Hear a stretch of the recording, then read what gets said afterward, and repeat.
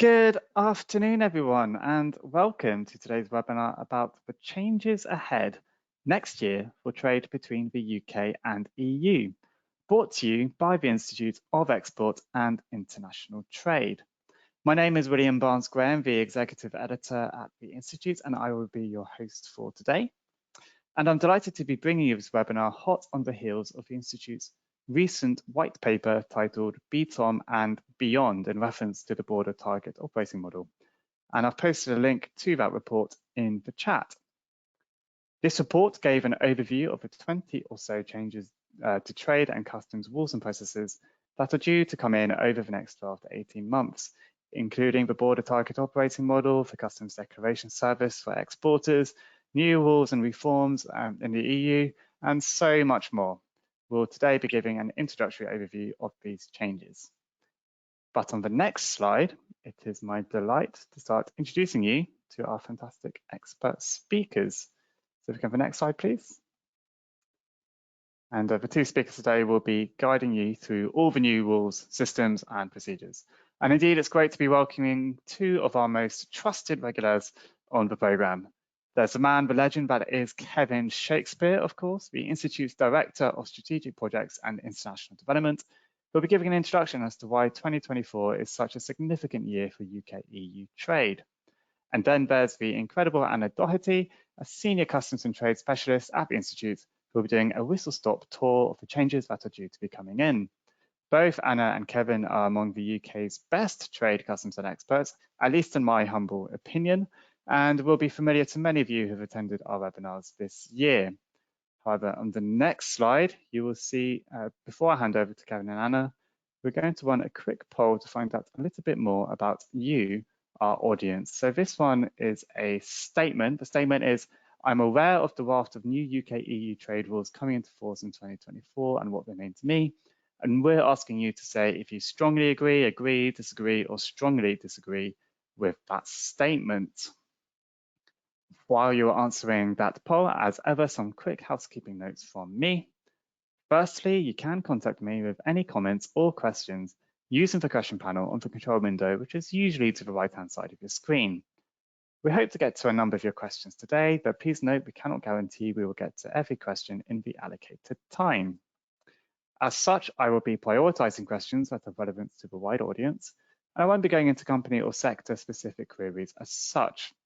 Please note also that if your questions are short and clear, I am more likely to be able to read them.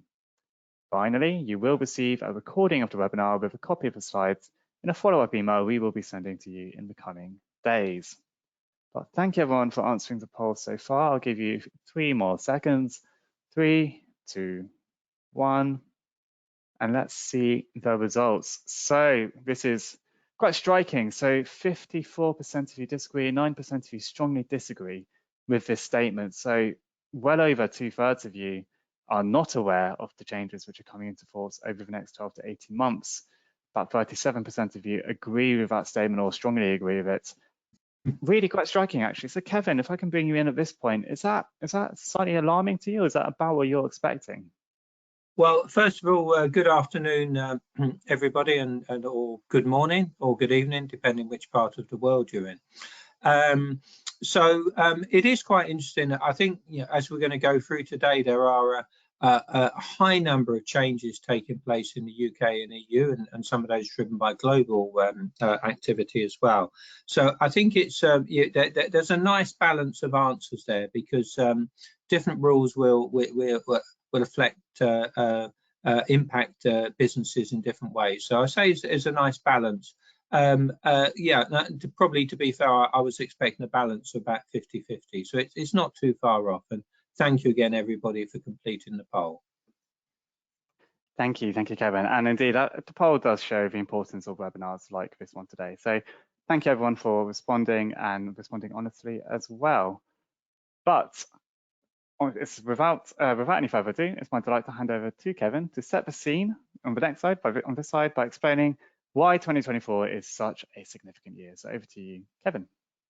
Thank you very much. So I think, as I've just said, there are lots of changes coming in. Some of those changes, I guess, are at UK level, some are EU, and some are driven by global events. So we will obviously refer to the border target operating model today, and I think it's important for these events to really keep up to date with developments as they arise. Even when things are announced, things can change as well. We'll obviously reflect on some of the activity at a customs level. In the UK, we obviously know with regard to CDS, the UK single trade window, and also refer to some of the activity in the European Union as well. So clearly the EU doesn't have a single trade window. The likes of the EU customs reform, which has fairly recently been published and still has to be agreed, starts to pave the way for an EU single trade window. Some of you may know it as also referred to as Certex as well. So we're going to sort of look at some of those aspects of that, but it's for those of us importing from the EU or exporting to the EU, the events of EU customs reform are going to be important. We'll look obviously at transit, and NCTS 5 and upcoming NCTS 6 are going to be important as well, and clearly transit has its benefits, and we will look at that. There's also obviously the context of the Windsor Framework, and I'm sure we will put some links in the chat facility. We've held previous events on that, including obviously the Trader Support Service TSS, and further webinars and advices will very much come out on the Windsor Framework. I think that the main thing to say today, as we've said before, is to encourage businesses to sign up, and a lot of you have, to the UKIMS, the UK Internal Market Scheme, and NERMS, and for example, the Northern Ireland Retail Movement Scheme as well. Very important to be parts of this scheme and to really benefit from access to those schemes.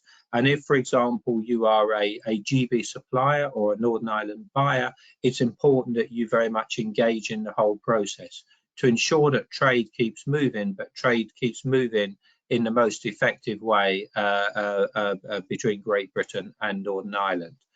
We will look at EU reforms, and this is an example clearly of for example, under the EU Green Deal, the likes of CBAM, the Carbon Border Adjustment Mechanism, deforestation regulation, and there's also other reforms in the EU, for example, the input of the Digital Product Passport, DPP, as well, which would apply for some sectors like minerals and textiles. So it's very important to say that we understand the implications of this, but we understand in a way that we're working with our suppliers and buyers and logistics providers as well. So we're not doing it in isolation, and it's very important to sort of make sure that we keep up to date with these changes, and clearly at the Institute we will keep doing that. So I'll pass back to you now, Will. Thank you. Thank you, Kevin. And as Kevin's alluded to, we've passed on some links in the chat to some of the stuff, particularly around the Windsor Framework, including some TSS webinars which have been run on the UKIMS and all the activity there very recently. We're going to run another quick poll question. This time it's asking about your preparedness for the changes which are coming in. So the changes which Kevin has just alluded to just then. Again, it's a scale of strongly agree to strongly disagree. It'd be interesting to see how this tallies up to the previous poll. While people are answering that, though, Kevin, I'll just pick up on a couple of questions from the audience. We've had a question come in from Martin. This is a good question, actually. So he asks, well, he says, I thought Brexit happened 3 years ago. Why are there still so many changes coming in for traders? What a question. Kevin, why indeed? Yeah, I think there's probably two themes I'd like to pick up on there. One is clearly with the likes of the border target operating model, there's been a need to balance the requirements, obviously, of trading with the European Union, and balance the trade facilitation aspect to make sure that legitimate and compliant trade flows as efficiently as possible, against obviously the requirements of health, biosecurity, and safety and security. And it's important to sort of indicate that these impacts on customs and trade are very much set at a global level. So set by the likes of the WTO, the World Trade Organization, the WCO, the World Customs Organization. So we have to follow these global rules. They start at a global level. So there's that balance between trade facilitation and obviously that balance between trade and wider customs compliance. The other aspect is that changes are continually taking place at a global level, which obviously feed down to both a UK level and a European Union level. So a lot of those changes really are driven by the WTO trade facilitation agreement to facilitate trade, to sort of simplify trade. So it's very important to see that in the context that some of these changes are very much driven by global. So transit, clearly Common Transit Convention, CTC, is more sort of for members, the EU, and sort of slightly wider. But there's changes taking place in transit globally. There's changes taking place in trade facilitation globally as well. There's new AEO schemes coming in, for example, in SACU, the Southern African Customs Union, in ASEAN. So we've got to see this as these changes also being driven by global, but they also are trying to facilitate trade. Thank you. Thank you. Thank you very much, Kevin. Let's see how people responded to the poll there. So I actually did my maths a bit wrong earlier. I said it was 2/3 people said they disagreed with the previous question. I was actually slightly under 2/3, but we're now in a position where 56 plus 9 is, again, it's quite similar. It tallies very closely to the previous poll. So most of you not feeling too prepared yet, unsurprising, given the answer to the first poll. 35% of you either agree or strongly disagree with that statement. So Kevin, does that mean there's a lot of changes coming up which we're about to go through? Is that about what you'd expect from the industry as far as you've gleaned from your own interactions? Yeah, I would say so again. And I think just to reiterate that there is a lot of detail in these changes, and for every benefit, every business, it's important to see how you can work within them and see them as an opportunity to maximize and facilitate trade as well, not just something that you have to do to be compliant. Thank you. Well, thank you, Kevin. Thank you everyone for responding again to that poll. And hopefully that's a useful answer to the question from Martin as well. Thank you for the question, Martin. But let's now move on to the next part of the presentation. We'll come back to your questions later on in the webinar. But for now, to give an overview and introduction to some of the changes Kevin's just mentioned, it's over to Senior Customs and Trade Specialist at the Institute, Anna Doherty. Over to you, Anna. Oh, apologies. Thank you ever so much, Will, and thank you, Kevin, for this introduction, and welcome everybody. Here we are again. We're going to talk about border target operating model. Some of you would have been on a few webinars with us. Obviously, the BTOM has been in place since was published at the end of August, and it's introducing a lot of changes to how we're going to be dealing with certain goods. Now, I think what is really important to mention is that BTOM doesn't touch on everything. So depending on the type of products that you deal with or the markets that you operate in, BTOM will bring more or less changes. But it's important for everybody to understand if it actually applies to them. And BTOM will sit alongside other customs processes that aren't removed by the implementation of the border target operating model. So it's about understanding the whole framework of customs and border processes. And in this webinar, what we'll do is we'll highlight some key elements of the BTOM changes so that businesses both in the UK and in the EU can consider the actions that they potentially need to take. Because we're looking at, BTOM brings changes to the rest of the world trade as well, especially around SPS goods. But actually, today we're only going to focus on the UK and actually GB and the EU connections.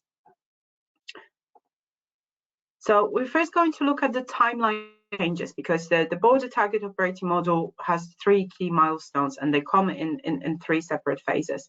Some are affecting SPS goods only, others are affecting all goods being moved across the borders between the UK and the EU.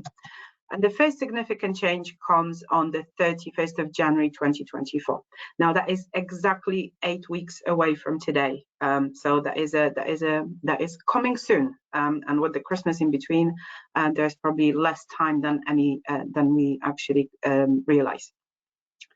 On the 31st of January, in terms of SPS goods, introduction of health certification on imports of medium risk animal products, plant products and high-risk food and feed of non-animal origin from the EU, as well as full import controls on shipments from island of Ireland, including pre-notification and certification. And this is where there is an additional consideration, and I'll talk about it on the next slide, about what changes are happening to trade between on imports from the island of Ireland. We then move to the 30th of April, which brings in additional step to the SPS regime, and that is introduction of documentary and risk-based identity and physical checks on medium risk animal products, plants, plant products, and high-risk food and feed of non-animal origin. And again, that is from the EU, and we will talk about this on the next slide. What does it actually mean, and how do we where do the categories come from? And then lastly, on the 31st of October, we will have an introduction on the requirement for safety and security declarations for EU imports, and that will come into effect on the 31st of October. And also the documentary and risk-based identity checks and physical checks on SPS goods, on the medium SPS goods from the island of Ireland, will happen no earlier than the 31st of October 2024. So for the rest of the EU, those checks are going to come in on the 30th of April. For imports from the island of Ireland, that will be no earlier than the 31st of October 2024. So what is actually happening in January? This will depend on the type of goods that you're trading in, and for SPS goods, the requirements will be dependent on the risk categorization of your product. We will not cover here in detail how this risk is assigned, but SPS products will fall under a category of risk that will determine the processes that need to be followed when moving these goods across the border. These processes are in addition to any usual customs processes such as import declarations. You can find risk categorization for your products on Gov.uk and DEFRA pages, and for animals and animal-based products, there's even a commodity code lookup that you can use to find the risk categorization for your product. Both for animal-based products and for plants, there are 3 risk categories: low, medium, and high. For animal-based products, low-risk goods such as honey or meat and poultry products that are shelf-stable at ambient temperatures, they will need pre-notification through IPAFs, but no export health certificate. IPAFs is an additional system that traders of SPS goods need to utilize. Medium risk goods, such as fresh, frozen, or chilled meat, will require a pre-notification and an export health certificate that will need to be issued in the exporting country. And high-risk goods, such as live animals, will continue to require pre-notification, export health certification, and inspections. For plant products, majority of low-risk goods, such as most fruit and vegetables, will not actually need pre-notification or phytosanitary certification. However, they will be subject to enhanced inland monitoring via surveillance and evidence-led visits by plant inspectors. For medium-risk goods, such as some specific cut flowers and specific seeds, a pre-notification and a phytosanitary certificate will be required. High-risk goods, such as bark, wood, and plants for planting, will be subject to pre-notification, certification, and inspections. And additionally to the SPS requirements, imports from the island of Ireland will require full customs processes to be followed. So up until now, or up until the 31st of January, there is this facilitation that allows postponement of the import entries for up to 175 days after the goods arrive in the UK. That facilitation is going to stop for shipments from the island of Ireland, and that is for the Republic of Ireland goods and non-qualifying Northern Irish goods. So this is the Dublin to Holyhead, for instance. And a pre-lodged import declaration will be required for those movements, as well as the use of GVMS and obtaining a GMR. Something that if you do with the rest with the mainland EU trade, you'll already be quite familiar with. So moving forward to April, and in April, we're actually going to see changes to the medium risk goods in that they will now be subject to an element of documentary and risk-based identity and physical checks, including requiring entry through a designated border control post.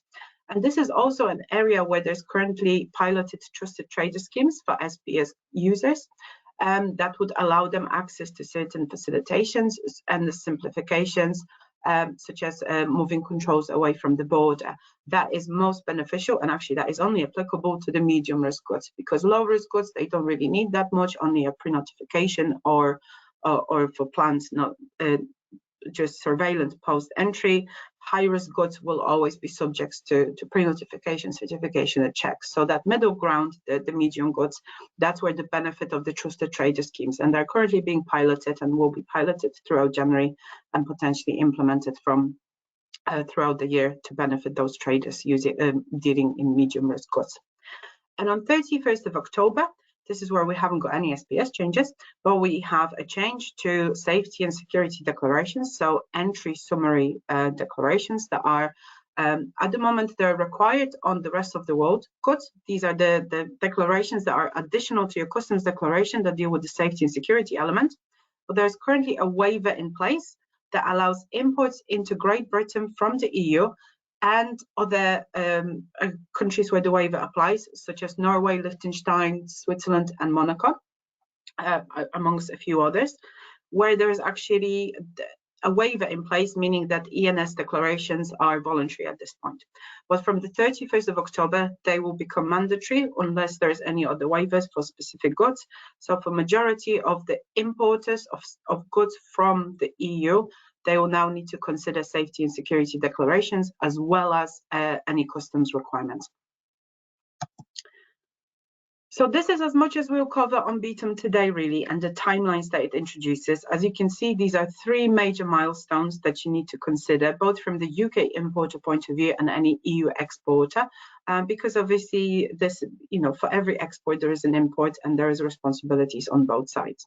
But actually, to facilitate some of these changes, we also have changes happening to the UK IT systems. And the first one, coming in by 30th of March 2024, is the move from Chief to CDS for export declarations. Import declarations have already been migrated in a majority, although there are still some workarounds that are existing for those niggly transactions. And exports are being moved in stages.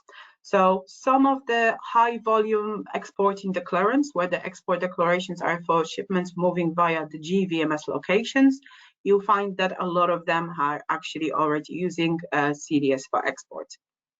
For the rest of them, and though that haven't been yet migrated, or those that are using providing exports through inventory linked locations, so these are your sea freight ports, your air freight goods, that sort of thing, they will be completed by 30th of March 2024 when the full functionality is planned to be available. However,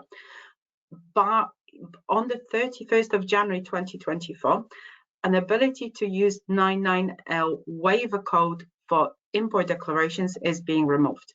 And what that means is that if there are any particular restrictions or any prohibitions, any licenses, at the moment, there is a potential to use a 99L waiver code where an importer can state, actually, all of my goods on this declaration, they comply with these requirements, none of the licenses are applicable. However, from the 31st of January 2024 for imports, the proper Y waiver code relating to the particular restriction or license will need to be used. So the action to take away from this is have a look at your import declarations, see if the 999L is being used on any of those lines, look up the commodity codes in the online trade tariff tool and see what codes should be applicable for these particular items being imported, because from 31st of January 2024, you will need to be providing these specific Y codes to whoever is doing your customs declaration for you, or even if you're doing those declarations yourself. The same will be removed for exports on the 31st of January 2025, but considering we haven't had that much time on exports yet, so there is a year of using a 999L waiver to facilitate the export movements. Beyond that, we also have the single trade window, and that would have been also mentioned in the border target operating model. That is expected to be available for public use sometime in 2024. I would say this will be the late 2024. That will be the first strategic release, SR1. So that doesn't mean that this will be the single trade window once and done, that it's in a very much an evolving process.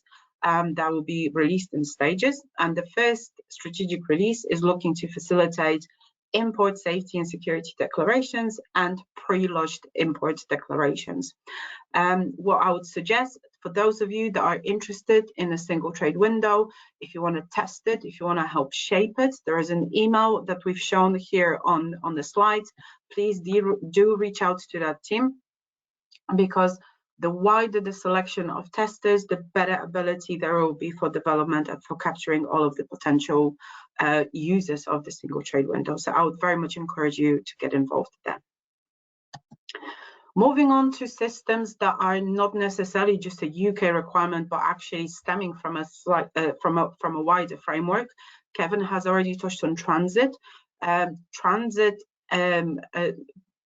allows movement of goods between CTC countries with a suspension of customs formalities until the actual end of the movement. So you can start your export in one country, finish it, your import in the final country, but you can transit through the countries in between without the customs formalities. For that, you need to use transit documentation, you need to use NCTS system, the new computerized transit system, and that is a connectivity across all of the CTC convention countries. Now, the UK will migrate to the NCTS Phase 5 system on the 1st July 2024. All of the CTC administrations need to move by the 2nd of December 2024 as well. Some are there already, others are taking their time and they're actually moving throughout the year. Some are moving much later in 2024, but once all of them have migrated, and then we will end the transitional rules in January 2025. Now, what does transit actually mean for users? NCTS 5 will bring electronic transit accompanying document once it's fully implemented. So once all of the CTC administrations have moved on to the NCTS 5, meaning that you're no longer going to have to carry a paper transit accompanying document. There's also going to be an Office of Incident designation, as well as Office of Exit, Office of Transit, and Office of and the final office. And also it will have a functionality to draft, save, retrieve, and amend declarations, meaning that at the moment in NCTS 4, you have to kind of go and do everything at once. With NCTS 5, you're going to have the ability to come back to it, to retrieve it, to amend it. Some of you are users of transit. This is, freight forwarders are using it. Individual users as well, businesses can use transit too. Others of you may not even know that your goods move on the transit if your freight forwarder is handling those goods for you. So you may not feel any differences in what is happening for your movements, but actually if you are a transit user, a direct transit user, then NCTS 5 will affect you there. In terms of safety and security, EU is also looking at how they're handling that, and with the EU Import Control System, ICS2, that is ICS2, it will facilitate entry summary declarations into the EU, and it brings in additional data filing responsibilities on operators of various modes of transport. The previous releases covered air shipments, express and postal, but the release 3, which is coming on the 1st of March 2024, currently scheduled for then, covers operators carrying goods by sea, inland waterways, road and rail. And what that means, entry summary declarations, they need to be in place before the goods depart. So if we're sending our shipments by a sea, road or rail from the UK to the EU, that declaration needs to be in place before the goods leave the UK. And if that declaration is not in place, then that means that the goods will not be able to depart. It requires additional information from the exporters, well, for whoever is able to actually provide it. One of them is commodity codes, and the other one that is really important is the EORI number of the importer. These are the two main requirements. So that's as much on systems as I have for today. However, moving on to European Union and the regulations, I think it's quite important to keep an eye on what's coming, keep an eye on the regulation that is being established. Some of it will be very much directly linked to customs and will have significant customs implications. Others are relating to the supply chain in general and international movement of goods in general that may rely on customs information.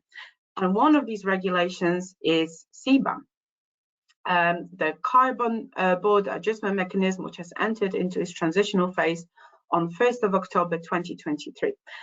CBAM is not strictly a customs measure. It will not add duty at import declaration stage or will not stop your goods crossing the borders. But the imports of carbon-intensive goods, such as cement, aluminium, fertilizers, iron and steel, they will need to be reported, including any embedded emissions. And this is where UK exporters of such goods might be asked by their EU importers for the data relating to production of those goods and their carbon emissions. First reporting period ends on 31st of January 2024, though amendments are allowed until July and default references can be used. And what it's important to remember is that CBAM is in its transitional stage at the moment. There are a lot of discussions about it, whether it has been structured correctly, how it will fully be implemented, that may still change. And the EU Commission is using this transitional period for information gathering to see whether what they're proposing, whether it will actually work. They're looking at data, how easy it is to actually calculate those emissions, who is going to be using the default measures, how easy it is for that information to be provided to them. However, if you are an EU importers of these goods, they still have reporting requirements. So even though this is a transitional stage, they must report if that is if they deal in such products. So the UK exporters may find themselves being asked by their EU importers about data relating to their products.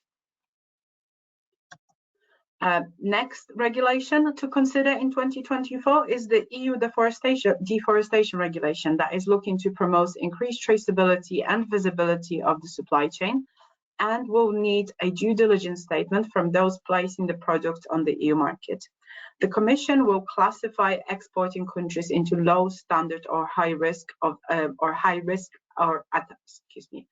at high risk of deforestation, and the level of due diligence required from businesses will be dependent on the country risk. These are the products such as soy, beef, palm oil, wood, cocoa, but also the derived products as well. So even if you're not directly importing the raw materials, you may need to consider it for any of the derived products as well. There's different timelines depending on the size of the business, and the regulation is still being looked at in terms of designation of these low standard or high risk of deforestation countries. But the first compliance requirements for big businesses are coming in towards the end of December 2024.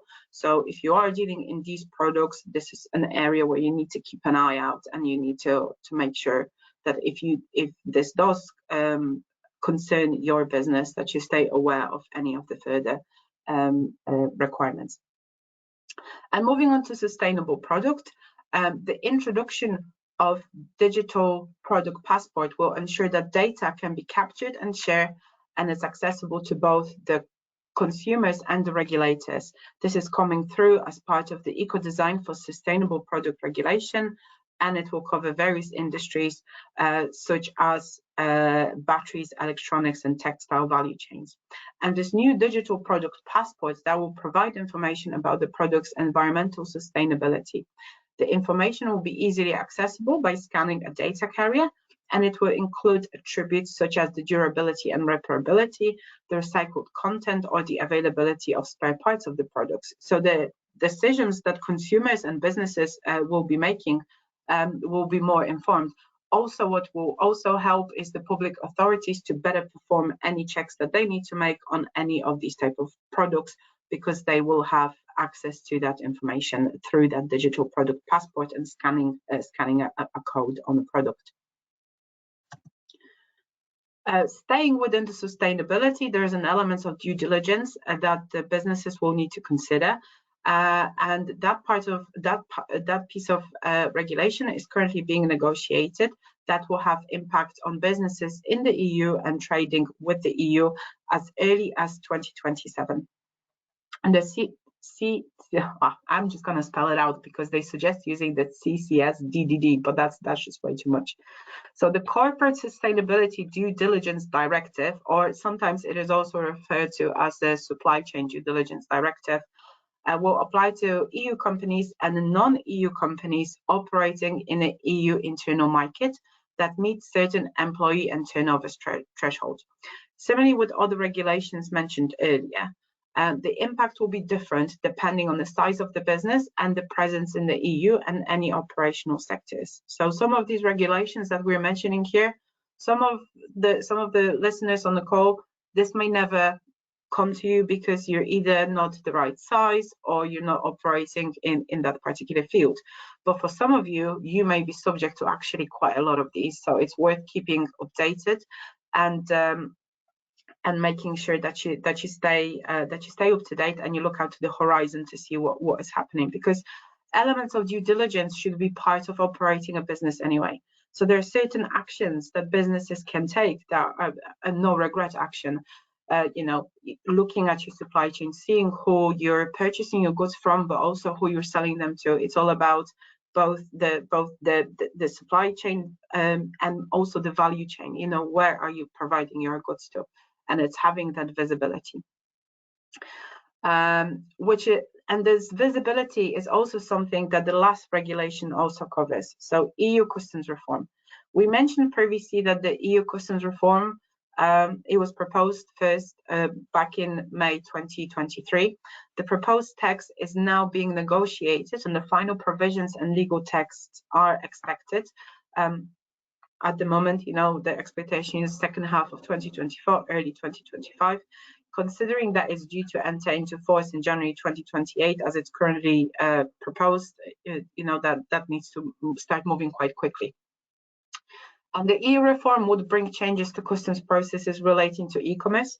It would establish a new EU customs authority and data hub, and it will establish a new trust and check status for those economic operators with the greatest level of supply chain visibility. So the more data you're able to share, the more the more confirmations you can give about the security of your supply chain, the better chance you have about the access of this trust and check authorization. However, just like with some of the other regulations which we mentioned, this is very much for awareness and keeping up to date. But actually, in terms of EU customs reform, there is none of it is finalized yet. There could still be changes to the proposed text. So until the legal text is out, there is still an element of uncertainty as such.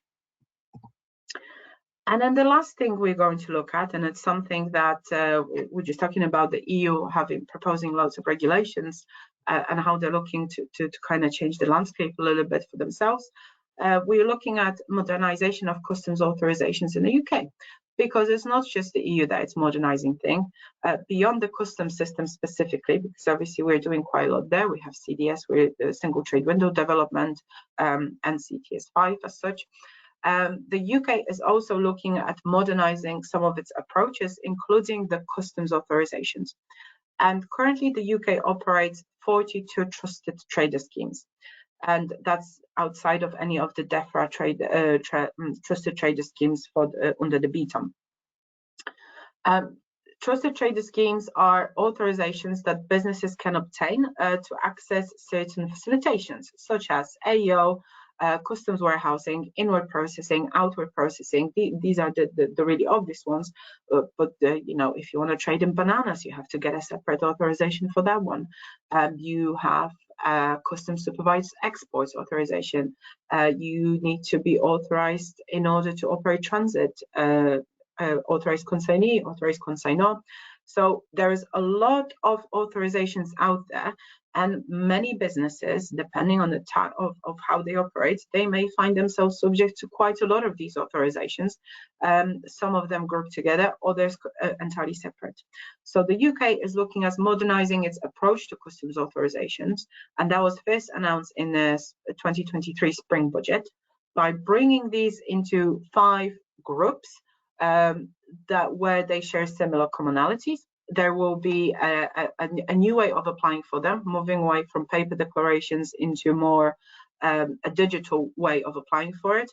Hopefully, this will mean that there is a greater visibility of questions being asked, there's a greater traceability of the application as we move forward, and a reduction in the duplication of the amount of information that needs to be provided.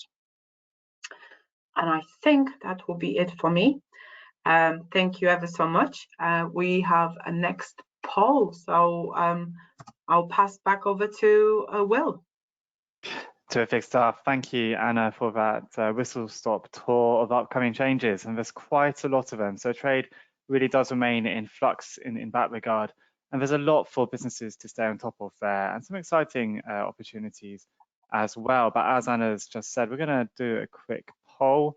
And this one's just asking you, of the changes mentioned just now, which are you most concerned by? So that will include CDS, NCTS, Border Target Operating Model, Windsor Framework, the EU CBAM and other supply chain due diligence requirements. And if you say other, please do say in the chat. It's always good to see what other things come up.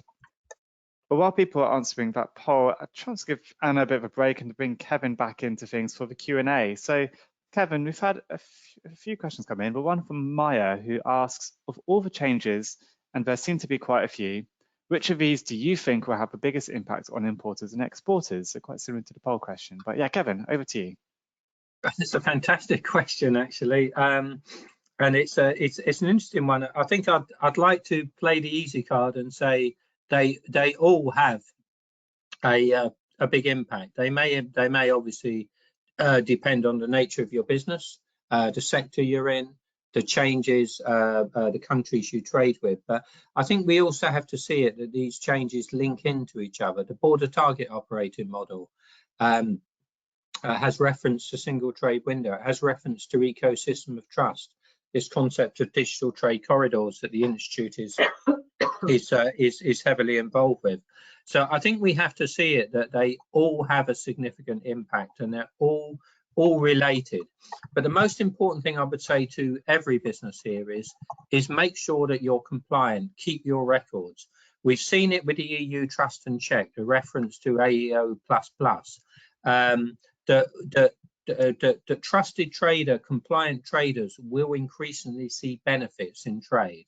So make sure that your business keeps all its records, its supplier declarations for origin, its proof of how it values goods for customs, how it configures commodity codes, has proof of export files, order documentation. So keep all your records, be compliant, because we've said this before, is the future is very much compliant traders will benefit in this future world of trade. Thank you.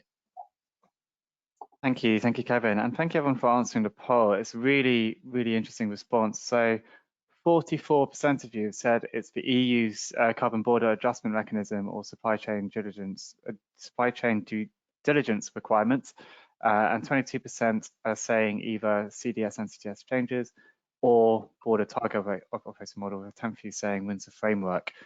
So really interesting, the EU CBAMs come up on top there. And we did have a few questions on the EU CBAM, one from Agnes, which is basically where can she find more information about it? And she says she's importing and exporting steel, iron and aluminium products, so very much affected by this. So start off with that question. Maybe it's one for Anna. Where could Agnes find information about the EU CBAM?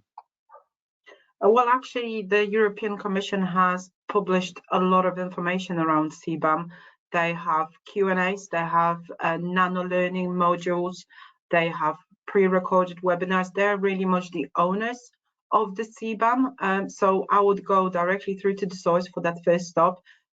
Feel free to reach out to the Institute. We'll be able to, help as much as we can in terms of highlighting responsibilities and issues. But actually, the European Commission and the resources are very, very good, and they cover as much as possible, and they do keep adding to it as well, in terms of explainers, additional webinars, that sort of thing. But it is a topic on a lot of people's minds at the moment. Terrific, thanks Anna. I'll just close that poll, and yeah, very good. Another question just on CBAM. So we had one from Teresa, which is, do we know if the UK is going to introduce its own CBAM or a similar approach to tackling carbon leakage? I know there's been a lot of rumours and speculation, but Anna, do you know about the latest on the UK situation? So the UK had its consultation on carbon leakage, and maybe a lot of the businesses on the call today would have participated in it. The government was reviewing the information provided. Obviously, they're seeing how the EU is developing their own CBAM. In the autumn budget, there was there wasn't an announcement that CBAM is coming. There was definitely there was a statement about carbon leakage and addressing it the best way. So I would say probably a CBAM will be coming, or an equivalent to CBAM. What will be really interesting to see is if the UK does bring its own CBAM or this sort of mechanism, how it's going to align with the EU, whether it's going to follow similar rules, whether it's going to follow similar methodologies. Obviously, the problem we're going to have, or the concern there is even if the rules are the same, you still potentially have two separate regimes that you have to comply with. That's a bit of an administrative burden for businesses that they will need to consider, and making sure that they spot any divergences where possible. But at the same time, the closer alignment, the better, because then that makes it, the similar point is, if it's closely aligned, that it's easier to follow both. If it's two very much different mechanisms, then it will be very difficult to comply, even using the same data, because they might be asked for in a different formats, asked differently. But in a short, I think there will be some sort of carbon mechanism forthcoming. When, I wouldn't want to say. But I would expect that something will be published, because otherwise the UK and there's already quite a lot of concerns about the fact that UK could end up being disadvantaged by our closest neighbours in the EU having that sort of mechanism. Is that going to disadvantage then the UK and in terms of imports for us of these sort of products? Terrific, great answer, Anna, and it's one we'll keep an eye on as well in the webinar program going into next year. It seems like a really important topic.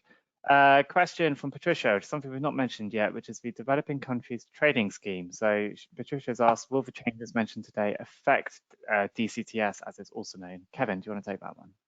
Yeah, again, it's a good question, and yes, clearly DCTS, Developing Countries Trading Scheme, is a new scheme to replace the EU GSP Generalised Scheme of Preferences. So there are some changes. There are 3 levels of or 3 categories that apply for DCTS, and it is fair to say that it is very much the case that there are an increased range of countries where it can apply. The similar principles as before apply in the context of countries and suppliers having to demonstrate good ethical practices as well around the likes of labour standards, both at country and supply level. And that in itself relates to some of the things we've been talking about with the European Union, that good and ethical practices and being able to evidence traceability, provenance, true origin in the supply chain becomes really important. So in terms of the UK, there'll be comprehensive preferences, enhanced preferences and standard preferences. Another key aspect, I think, which is interesting to focus on is the concept of cumulation as well. So there are some relatively generous aspects there in terms of cumulation.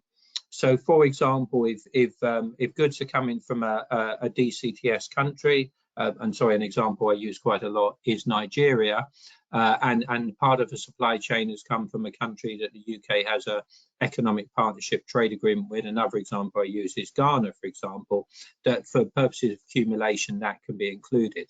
So it's recognizing that accumulation within supply chain and complex supply chains.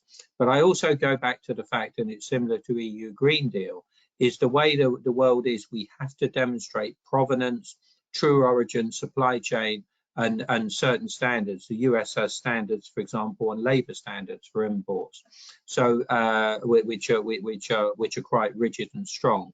So this affects all of us as well. So a really good question on DCTS. Thank you, Kevin. I hope that was useful. Patricia, I think it was. We've had some really great questions. Unfortunately, we won't be able to get to all of them, but I'll try to do a couple which seem quite important. So Agnes has asked about safety and security declarations. She asks, is this for EU originating goods, or is it for any good shipped from the EU, but which may have another origin? Anna, do you want to take that one? Yes, sure. So I think safety and security declarations, they don't necessarily deal with the fiscal and customs aspects of a product. They're looking more at the security of the movement. So regardless of where the product is from, as in its origin, safety and security declarations look at where it's physically moving from. So any goods of any origin, where they're coming to the UK from the EU, they will need an ENS declaration. We already do, the UK already does ENS, safety and security declarations into the EU. That has been a requirement. We do an EXS as well. So you have kind of two stages to a safety and security. You have your exit one, meaning, can I export these goods, please? And then you have the entry one, would you accept these goods, please? Looking at the product, but also as in like, it's safety and security element of the transport movement. So the information that you have to provide on an ENS declaration is less than what you would need in a customs declaration, because it doesn't actually concern, duties, taxes, these sort of fiscal elements, security and safety of the movement. Thank you, Anna. And we'll do just a couple more questions. We're starting to get towards the end part.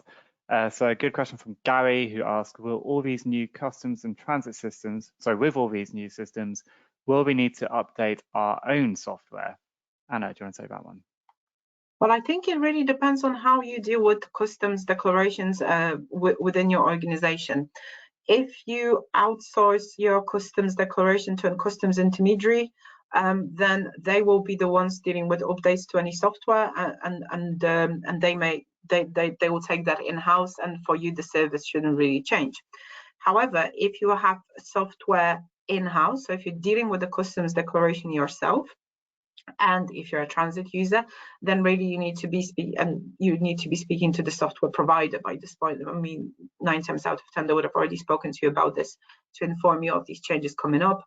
There may be upgrades happening. Obviously, the biggest change being the switch from Chief to CDS, but actually, majority of the users, they would have gone through that change when they were looking at their import declarations, because the imports we looked at much earlier, imports are already on CDS. But usually the software that you deal with, if you're doing your declarations in-house, the kind of overlaying software that you deal with, that probably won't change so much other than switching boxes to data elements. The changes happen in the background from your software providers. Thank you, Anna. I hope it was helpful, Gary. So we're going to do, in the next slide, one last poll. So this is us asking you a question. So this one's saying, it's another statement, I think that the legislative and policy changes due to come into effect in 2024 will improve my prospects of UK-EU trade. The scale, again, strongly agree to strongly disagree. And as people are answering that poll, we'll do that final question to Anna and Kevin. But as this is the last question on an Institute webinar this year, if I may, I might ask a question myself. So to Kevin and then Anna, the question is, what is the main piece of practical advice you would give to traders as they approach another year of change, but also opportunity in 2024? So Kevin, over to you. I think I've probably said it before, and I know a lot of people think Kevin's just repeating himself. Is probably, well, two things. Sorry, I will take a chance to say two. Is one, be compliant, have your records, and don't see importing, exporting, international trade as a chore. And it's easy for me and others to say that when we find it really exciting. It's something to be grasped, and it's also to see it as a sense of achievement as well. And I think, the companies I've worked with, when you move goods, it's really a sense of achievement. So see trade that way, be compliant, and I guess, work with your suppliers, your buyers. It's not just you on your own. International trade, import, export, is a two-way thing. And that's not just when you're negotiating to sell or to buy something. It's about working together, and I always say repeat business is the best business. Thank you. Anna. Thank you. Well, for me, agreeing with everything Kevin has said, to add to that is I would like to say, try and stay up to date, try and look out for changes. As we've discussed today, there's a lot of things still being developed. Anything that kind of, you can only be as up to date as the day goes by. There are changes happening. Even today, we've seen announcements about potential changes under the trade cooperation agreement in terms of the electric vehicles and tariffs on that. There is changes that we know are happening. There might be changes we don't even know that are happening. We live in very interesting times. We live in a very complicated world with very complicated supply chains. I think the due diligence element cannot be understated. And actually, it's not just about know your supplier; it's also know your customer. So stay up to date with changes and stay compliant, as Kevin say, but also perform your due diligence to make sure that that you know who you're dealing with, not just directly, but also beyond your first immediate supplier and customers, end user. Thank you, Anna and Kevin. And apologies, because I know you said one thing, but that was way too many. No worries at all. So some really great answers there. Complex times, complex requirements, but some really good advice there from both our speakers. Very quickly sharing the poll results. Half of you disagree with the statement and 11% of you strongly disagree. Only 2% of you strongly agree. Over a third of you do agree though. So there's a bit of a spread there. There's new friction which will come in inevitably as a result of some of these changes, but hopefully in the long term, these things will be supportive as well. Anyway, I'm very conscious of time. We've got one last section. So before we go, I'd like to hand over to Kevin, who's going to quickly present a couple more slides about the Institute Support for Traders, particularly SMEs and women in trade. Over to you, Kevin. Yeah, I'd just like to sort of quickly go through a new initiative that the Institute are launching at a national level, but also working potentially at a global level as well with UN agencies, but at a UK level around women and SMEs in trade. And it is an area which is probably amongst the lowest rankings globally for the WTO Trade Facilitation Agreement. Again, SMEs involved, for example, in AEO, customs facilitations, and the participation of women in trade. So it's something we're very passionate about. We're passionate about making sure that services are available to SMEs and women traders at affordable prices, at prices that they can manage their business and afford. And that includes linking the new modernisation programme of customs, that more businesses can benefit from trusted trader schemes and customs authorisations. So if anyone's interested, please let us know. We have set up a committee. We have appointed Amita Bharti as our new Women in Trade International Champion. But please let us know, because there are various initiatives we'll be launching as part of this. So if we have quickly the next slide, I'll quickly run through that. Thank you. So effectively, as Anna said, keep up to date. I know there's a question around what's happening in the European Union, and we're also providing a lot of support for businesses as well who trade with UK businesses in the European Union, and also UK businesses trading with the EU. So we will be committed to keeping everyone up to date, and also businesses trading with the UK. We've just mentioned, for example, Developing Countries Trading Scheme, where we're training businesses and traders in the DCTS countries to trade with the UK. Clearly, there's a lot going on in the digital space and ecosystem of trust and other digital trade. So we will keep up to date to that. And please rest assured, we want your views in how we shape trade going forward. Your views and the community is really, really important to how we shape trade and how we benefit trade. Thank you. Thank you, Kevin. Some really great causes there, but also some really great opportunities for people to get involved in those causes. So thank you, Kevin. And indeed, at this point, we're going to start wrapping up for today and indeed for the year. A big thank you to everyone in the audience for attending this webinar, indeed for anyone who's attended any of our webinars or events this year. We've had tens of thousands of attendees this year on what's been our most varied program to date. So we hope you found our webinars useful and enlightening, and me and the team are really looking forward to hosting you again in 2024. A big thank you as well must also go to Kevin and Anna for guiding us through all the numerous changes that are coming up for traders in today's webinar, but also on several occasions this year. Your guidance has always been extremely well considered and clear for people to understand, I hope. So thank you so much for the time across our webinars this year. A quick reminder that you will receive an email in the coming days with a link to the recording and a copy of the slides. As you leave the webinar, please do let us know what you thought of this session and any suggestions for topics or future Institute events by completing the short exit survey.